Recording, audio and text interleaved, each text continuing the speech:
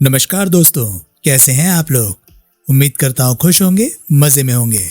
स्वागत है आपका मेरे चैनल रीडएक्स में, जहाँ पर मैं आपको सुनाता हूँ नई नई कॉमिक्स।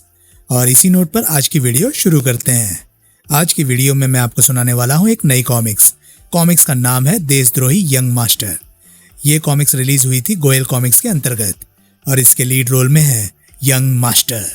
तो चलिए दोस्तों, शुरू करते हैं इस एक्शन और रोमांच से भरपूर कॉमिक्स को, जिसका नाम है देशद्रोही यंग मास्टर।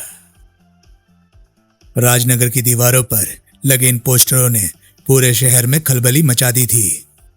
नकद इनाम 50,000, देशद्रोही यंग मास्टर को गिरफ्तार करवाने वाले को भारत। यंग मास्टर को गिरफ्तार करने का इतना बड़ा इनाम। आखिर यंग मास्टर जैसे देशभक्त को गिरफ्तार क्यों किया जा रहा है? आखिर क्या कर दिया उसने? God Jesus save the young master. 50,000 रुपए। अगर यंग मास्टर मेरे हाथ चढ़ा तो एक झटके में लखपति बन सकता हूं। या मेरे पाक परवरदिगार, यंग मास्टर जैसे गरीबों के रहनुमा को दुश्मनों से बचा। देशद्रोही यंग मास्टर। कथा मास्टर साजिद। संपादक ओम प्रकाश गोयल। चित्रांकन ई जॉर्जे। हिंदुस्तान से हजारों मील दूर बसा ये छोटा सा महाद्वीप सांग्रीला। छोटे से दिखने वाले मगर बेहद शक्तिशाली इस द्वीप का स्वामी सम्राट सांग्रीला। इस तस्वीर को सब लोग अपने दिमाग में बिठा लो। इसका नाम यंग मास्टर है। हम इस आदमी को किसी भी हाल में आमने सामने देखना चाहते हैं, समझे? हम समझ गए महामहिम। तो फिर जाओ, यंग मास्टर को आकाश से, पाताल से, कहीं से भी खोज निकालो। Okay boss. इधर राजनगर पुलिस हेडक्वार्टर। बड़े अफसोस की बात है कि हम सबसे एक अदना सा आदमी नहीं पकड़ा जा रहा। सर, वो अदना सा आदमी नहीं है, यंग मास्टर नाम है उसका। कहते हैं बिजली को भी मात करने की शक्ति है उसमें। नॉनसेंस, हम कुछ सुनना नहीं चाहते। तुम सब ऐसा कहकर अपने निकम्मेपन को छुपा रहे हो। मिस्टर देश पांडे, हम कोई बहाना नहीं सुनना चाहते। हम बस यंग मास्टर नाम के उस आदमी को गिरफ्तार देखना चाहते हैं किसी भी तरह। और अगर ऐसा नहीं हुआ तो समझ लेना मिस्टर देश पांडे, मेरे साथ साथ तुम्हें भी नौकरी से हाथ धोना पड़ेगा। Sir, I do my possible best, but don't say but. I want young master, understand? Now you can go out your work. Okay sir. उफ, इस यंग मास्टर ने तो मेरी नाक में दम कर रखा है। कमबख्त आदमी है या हवा? पूरा शहर छान मारने के बाद भी नजर नहीं आया। इधर शहर के बीचों बीच स्थित ये चाइल्ड क्लब। दोस्तों, तुम जानते हो हमारी आज की ये मीटिंग क्यों हो रही है? हमारी इस मीटिंग का मुख्य उद्देश्य अपने प्यारे हीरो यंग मास्टर को इस सरकार के हाथों बचाना है। बोलो दोस्तों, तुम सब यंग मास्टर को चाहते हो या उसकी दुश्मन सरकार को? सभी के मुंह से एक साथ निकला, यंग मास्टर। शाबाश दोस्तों, हम सब ने ये साबित कर दिखाया है कि हम सब जी जान से अपने हीरो यंग मास्टर के साथ हैं। लेकिन आखिर हमारा यंग मास्टर इस सरकार से इस तरह छिपता क्यों भाग रहा है? आखिर क्या कसूर किया है उसने? क्या गुनाह है उसका? कसूर ये तो मैं भी नहीं जानता, लेकिन मैं इतना जानता हूं कि हमारा हीरो यंग मास्टर कभी कोई ऐसा काम नहीं कर सकता जो देश की भलाई के लिए ना हो। तुम सही कह रहे हो मेरे बच्चों, सचमुच तुम्हारे यंग मास्टर ने ऐसा कोई काम नहीं किया। अरे, सभी हैरान रह गए। यंग मास्टर, आप आ गए? हम अभी आपके बारे में ही बात कर रहे थे। तुम सही कह रहे थे मेरे बच्चों, मैंने कोई गलत काम नहीं किया। जब आपने कुछ किया ही नहीं तो सरकार आपके पीछे क्यों पड़ी है? ये एक बहुत जटिल कहानी है बच्चों, तुम समझ नहीं पाओगे। प्लीज यंग मास्टर अंकल, बताइए ना प्लीज। जिद ना करो बच्चों, तुम अभी बहुत छोटे हो, तुम सब कुछ समझ नहीं पाओगे। बस इतना समझ लो, मैं एकदम बेगुनाह हूं। तभी एक चिल्ला उठा, यंग मास्टर जिंदाबाद। अच्छा बच्चों, अब मैं चलता हूं, फिर मिलूंगा। ओके। तभी, अब तुम कहीं नहीं जा सकते young master. Oh police, you are under arrest. तभी, इंस्पेक्टर अंकल, आप यंग मास्टर को गिरफ्तार नहीं कर सकते। फिर तो हाँ, हम सब यंग मास्टर को गिरफ्तार नहीं होने देंगे। हाँ, नहीं होने देंगे। देखो बच्चों, आगे से हट जाओ, ये बहुत ही खतरनाक मुजरिम है, इसका गिरफ्तार होना बहुत जरूरी है। आगे मत बढ़िए अंकल, वरना हम सब स्वयं को मार डालेंगे। हाँ, अगर अब आपने यंग मास्टर अंकल की तरफ एक कदम भी बढ़ाया तो यहाँ हमारी लाशें बिछ जाएंगी। इधर, आप यहाँ से भाग जाइए अंकल, वरना ये आपको गिरफ्तार कर लेंगे। तुम बच्चों को छोड़कर जाने का दिल तो नहीं करता, मगर देश की भलाई के लिए मुझे यहाँ से भागना ही होगा। अगले ही क्षण बच्चों की दीवार इंस्पेक्टर को वहीं खड़ा रहने पर मजबूर कर देंगी। उफ, भाग गया। अगले ही क्षण वो चीखा, हवलदार पीछा करो, वो बचकर नहीं जाना चाहिए। Okay sir. हा हा हा, अब यंग मास्टर को ये 7 जन्म में भी नहीं पकड़ सकते। अगले ही कुछ पलों में, और तेज चलाओ। उफ, पुलिस बुरी तरह मेरे पीछे पड़ चुकी है। लगता है आज मैं इनके हाथों से बच नहीं सकता। तभी एक चेतावनी गूंजी, यंग मास्टर रुक जाओ, वरना गोली मार दूंगा। ओह, अगले ही क्षण आए बड़ाक, ओह धड़ाम। और इससे पहले वो उठ पाता, हैंड्स अप, गिरफ्तार कर लो इसे। ओह, उसी समय ओह, धुएं के बम। गाढ़ा जहरीला धुआं वातावरण में फैलता चला गया। हाँ हाँ हाँ। और इससे पहले कोई कुछ समझ पाता, धड़ाम। उफ, इस धुएं की वजह से तो मुझ पर बेहोशी छाती जा रही है। सभी की चेतना लुप्त हो गई थी। धड़ाम। तभी काम हो गया, उठाओ इसे। ओके। यंग मास्टर को जब होश आया, आह, मैं कहाँ हूं? तुम इस समय महामहिम सांग्रीला की कैद में हो यंग मास्टर। सांग्रीला, दुनिया भर के आतंकवादी संगठनों का चीफ। बिल्कुल सही पहचाना तुमने हमें। सांग्रीला नाम है हमारा, आतंकवाद का पर्यायवाची। ओह, तो ये सांग्रीला है। तुमने मुझे यहां कैद क्यों कर रखा है? क्या बदतमीजी है ये? ये बदतमीजी नहीं है यंग मास्टर, बल्कि तुमसे उस आविष्कार को प्राप्त करने की कोशिश है जिसे प्रोफेसर सेठी तुम्हें सौंप कर खुदागंज पहुंच गए थे। आविष्कार? किस आविष्कार की बात कर रहे हो तुम? हमसे ज्यादा चालाकी दिखाने की कोशिश मत करो यंग मास्टर। सीधी तरह बताओ, वो आविष्कार कहाँ है? मैं तुमसे फिर कहता हूं कि मैं किसी आविष्कार के बारे में नहीं जानता। हम तुम्हें टॉर्चर करना नहीं चाहते थे यंग मास्टर। तुम्हें यही मंजूर हो तो यही सही। उफ, एक बार फिर मुझे भयानक यंत्रणाओं का दौर सहन करना पड़ेगा। फिर शुरू हुआ टॉर्चर का एक लंबा दौर। बोलो यंग मास्टर, तुम हमें आविष्कार के बारे में बताते हो या नहीं? मैं तुमसे फिर कहता हूं कि मैं किसी आविष्कार के बारे में नहीं जानता। पानी।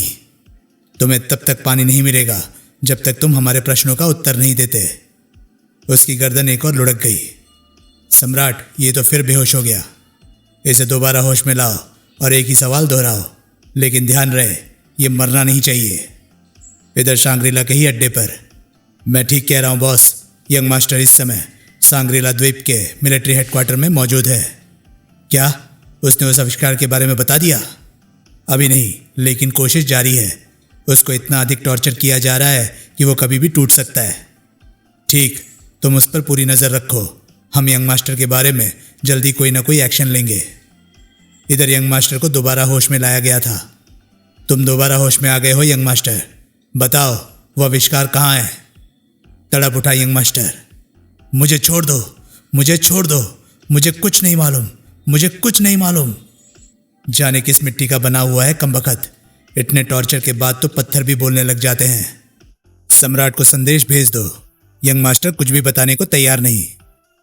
ठीक है, मैं सम्राट को मैसेज भेजता हूं। हेडक्वार्टर के अंदर बैठे व्यक्ति इस बात से अनभिज्ञ थे कि उन सब की मौत का परकाल बनकर एक वैन हेडक्वार्टर के बाहर आ रुकी थी। ची! पके हुए आम की भांति वैन से कई व्यक्ति टपके और अपने हथियार संभाले मुख्य द्वार की तरफ बढ़े। चलो। कहां जा रहे हो? जवाब में एक के हाथ थमी स्टैनगन गरजी। तड़ तड़ तड़। पल भर में ही गार्ड की आत्मा परमात्मा के दरबार में नृत्य कर रही थी। मर गया बेचारा। हमारे रास्ते में जो भी आएगा उसका यही हाल होगा। बाहर गोलियां चलने की आवाज। कोई गड़बड़ लगती है। आओ देखते हैं। मौत उन सबको बाहर खींच ले जा रही थी और सचमुच उनके संभलने से पहले ही उन पर मौत ही तो बरस पड़ी थी। तड़ तड़ तड़ तड़। चारों तरफ मौत ही तो बरस रही थी। तड़ तड़ तड़ तड़ तड़। वो सीक्रेट रूम में होगा, उधर ही चलो। पांचों हर रुकावट को हटाते हुए सीक्रेट रूम की तरफ बढ़े। सीक्रेट रूम में ओह, ये गोलियां चलने की आवाज है। क्या हो रहा है बाहर? तभी तड़ाक। ये बेहोश हो गया है, उठाओ इसे। ओके। पल भर में ही। जल्दी आओ बेवकूफो, वरना कुछ ही पलों में यहाँ और सैनिक आ जाएंगे। वैन हवा से गले मिल रही थी। जुम। वैन के हिचकोले ने जल्द ही यंग मास्टर की चेतना लौटा दी। ओह, हिचकोलों से तो लगता है कि मैं किसी गाड़ी में सवार हूं। तभी उसकी नजर वैन में बैठे लोगों पर पड़ी। कहीं ये लोग मेरा अपहरण करके तो नहीं ले जा रहे हैं। तभी एक विचार उसके मस्तिष्क में बिजली की भांति कौंधा। ये सिर्फ 3 है, इनकी कैद से आजाद होने का इससे अच्छा मौका और कोई नहीं हो सकता। एक ही जंप में वो अपने पैरों पर खड़ा हो गया और इससे पहले कि कोई संभल पाता, धाड़, आ, हड़, उफ। उसके हाथ बिजली की गति से कहर बनकर बदमाशों पर बरस रहे थे। धाड़, शुम, ढाक, एक की छाती पर यंग मास्टर की किक का भरपूर वार और वो दरवाजे से टकराता हुआ भड़ाक सड़क पर जा गिरा। धड़ाक। इधर वैन की ड्राइविंग केबिन में बैठे दोनों व्यक्ति भी चौंक पड़े। वैन बुरी तरह से हिल रही है, लगता है जैसे पीछे तूफान आ गया है। मुझे तो पीछे कोई गड़बड़ लगती है। वैन को रोको। हिचकोले से खाती हुई वैन रुक गई। आओ देखते हैं पीछे क्या हो रहा है। आओ। वैन के पिछले दरवाजे के पास पहुंचते ही दोनों के मसामों ने ढेर सारा पसीना उगल दिया। ओ गॉड, ये सब कैसे हुआ? बरगोसा के चेहरे पर दहशत नाच उठी। ये सब यंग मास्टर का काम है। यंग मास्टर कहाँ है? Young master! तभी यंग मास्टर वैन की छत से उन पर मौत बनकर कूद पड़ा। अभी दोनों आश्चर्य के सागर में गोताई लगा रहे थे कि तड़ाक! इन्हीं हाथों ने मेरे सर पर गन मारी थी ना। खाड़! खटाक! पल भर में ही हच! मौत उन दोनों का मुकद्दर बन चुकी थी। सब मर चुके हैं, लेकिन इनके गायब रहने की बात ज्यादा देर तक गुप्त नहीं रखी जा सकती। और एक बार यदि दुश्मनों को पता चल गया कि मैं इनके शिकंजे से बच निकला हूं, तो वे मुझे तुरंत पागल कुत्ते की भांति ढूंढने निकल जाएंगे। मुझे किसी भी तरह इस शहर से, इस देश से निकल जाना होगा, मगर कैसे? तभी एक आवाज ने उसे चौंका दिया। घुर्र! ट्रक की आवाज। ये तो बंदरगाह पर जाने वाला ट्रक है। जरूर इसमें भरा सामान बंदरगाह ही जा रहा होगा। अगर मैं किसी तरह इस ट्रक पर सवार हो जाऊं तो मैं बंदरगाह पर पहुंच सकता हूं। फिर बंदरगाह से आगे जाने का रास्ता कोई मुश्किल नहीं है। ट्रक जैसे यंग मास्टर के पास से गुजरा, यही समय है। तुरंत ही यंग मास्टर ने एक लंबी छलांग लगा दी। अगले ही क्षण वो किसी जैक की भांति ट्रक के पिछले हिस्से से चिपक गया। ट्रक पर तो मैं आ चुका हूं। अब किसी तरह इसमें भरे बक्सों में मुझे कोई ऐसी जगह बनानी है जहां मैं आसानी से छिप सकूं। जल्दी। हाँ, ये जगह ठीक है। अब अगर रास्ते में चेकिंग भी होगी तो कोई भी आसानी से मुझे नहीं ढूंढ सकता। यंग मास्टर का सोचना सही था। सचमुच उसे हर जगह पागल कुत्तों की भांति ढूंढा जा रहा था। तुमने रास्ते में कोई ऐसे नौजवान को तो नहीं देखा जो अपने द्वीप का ना लगता हो? नहीं, मुझे तो कहीं कोई ऐसा आदमी नहीं दिखा। ओह, आखिर मेरी खोज शुरू हो ही गई। इधर बंदरगाह पर भी यही हाल था। एक एक पेटी चेक करना। वो इंडियन बहुत चालाक आदमी है। ओके बॉस, पेटियों को चेक करने की बात चल रही है। मुझे तुरंत ही यहां से निकल जाना चाहिए। जल्दी। या मुझे किसी ऐसी पोशाक की जरूरत पड़ेगी जो मुझे सांग्रीला वासियों से अलग ना करती हो। यह आदमी मेरे काम आ सकता है। यंग मास्टर किसी शिकारी बिल्ली की भांति दबे पांव उस शख्स के नजदीक पहुंचा। इससे पहले कि यह शोर मचाए, मुझे इसे दबोच लेना है और उसे संभलने का मौका दिए बगैर ही अटैक! आक! माफ करना दोस्त, अगर मुझे तुम्हारे कपड़ों की सख्त जरूरत ना होती तो मैं तुम्हारे साथ यह हरकत कभी ना करता। फिर इस ड्रेस में शायद मैं इन लोगों में खप जाऊं। जहाज पर चढ़ते समय यह जहाज श्रीलंका जा रहा है, लेकिन मेरे लिए द्वीप पर रहने के सिवा कहीं पर भी रहना लाभदायक है। आपका पासपोर्ट दिखाइए प्लीज। जब यंग मास्टर की बारी आई। आपका नाम? चंगेजा, और मैं यहां से श्रीलंका अपने रिश्तेदारों से मिलने जा रहा हूं। ठीक है, जाइए। यह अच्छा हुआ कि मैंने इन कपड़ों में पड़े पासपोर्ट के कागज पहले ही पढ़ लिए थे, वरना कस्टम अधिकारियों को जवाब देना मुश्किल हो जाता। फिर जब सारे यात्री शिप पर सवार हो गए तो शिप समुद्र की छाती चीरता आगे बढ़ने लगा। शुक्र है शिप चल पड़ा और कोई गड़बड़ नहीं हुई। गड़बड़ शिप पर नहीं, तट पर होने जा रही थी। अरे, इधर तो कोई आदमी बेहोश लगता है। और ये कपड़े तो देखो, ये तो उसी इंडियन के कपड़े लगते हैं जिसका हुलिया अभी अभी रेडियो पर प्रसारित किया गया था। एक नंगा आदमी बेहोश पड़ा है और उस इंडियन के कपड़े यहाँ पड़े हैं। इसका मतलब, ओह, इसकी खबर तुरंत सम्राट संग्रेला को देनी होगी, जल्दी ही। क्या बक रहे हो? मैं सही कह रहा हूँ सम्राट। वो व्यक्ति अभी अभी श्रीलंका की तरफ प्रस्थान करने वाले शिप पर चंगेजा के नाम से सवार हो गया है। ओह डैम फुल, तुम सब गधे हो। अब हमारे लिए क्या आदेश है सम्राट? 2 शक्तिशाली हाई स्पीड मोटर बोटों पर 20 टैन गंधारी गार्डों को लेकर उस जहाज को जा घेरो। ध्यान रखना, अगर उसे जिंदा ना पकड़ सको तो उसे लाश में बदल दो, वरना मैं तुम सबको लाश में बदल दूंगा, समझे? जी जी समझ गया सर। अगले ही क्षण 2 शक्तिशाली मोटर बोटें समुद्र की छाती को रौंदती आगे बढ़ती चली जा रही थी। सम्राट का आदेश है, या तो उसे खत्म कर दो या फिर खुद खत्म हो जाओ। जल्द ही मोटर बोटों ने जहाज को जा घेरा। एक चेतावनी, यंग मास्टर नाम के व्यक्ति को सूचित किया जाता है कि वो अपने आप को हमारे हवाले कर दे, नहीं तो हम पूरे जहाज को बमों से उड़ा देंगे। हम तुम्हें 5 मिनट का समय देते हैं यंग मास्टर। अगर इन 5 मिनटों में तुम शिप से बाहर नहीं आए तो अपने साथ हजारों आदमियों की मौत के तुम स्वयं जिम्मेदार होंगे। ओह, आखिर दुश्मनों को मेरे बारे में पता चल ही गया। अगर मैंने अपने आप को उनके हवाले ना किया तो वो सचमुच जो कह रहे हैं कर दिखाएंगे। नहीं नहीं, मैं इतने आदमियों की मौत का कारण नहीं बन सकता। मैं अपने आप को उनके हवाले कर दूंगा। अगले ही क्षण यंग मास्टर ने एक खतरनाक निर्णय ले लिया था। एक बार ये जहाज छोड़ दो, फिर देखूंगा सबको। और फिर उसने समुद्र में छलांग लगा दी। वो आ रहा है। मेरी तरकीब काम कर ही गई, आखिर वो आ ही गया। प्रोफेसर सेठी के एक छोटे से आविष्कार के पीछे पूरी दुनिया पागल हो गई लगती है, लेकिन मेरा नाम भी यंग मास्टर है। जब तक 10 दिन नहीं गुजर जाते कोई उस आविष्कार का रहस्य ही नहीं जान सकता। यंग मास्टर समुद्र में खड़ी मोटर बोटों के पास पहुंचा। अगर मैंने इन सब की जल समाधि इसी समुद्र में नहीं बना दी तो मेरा नाम भी यंग मास्टर नहीं। अगले क्षण यंग मास्टर अपनी जान पर खेल गया।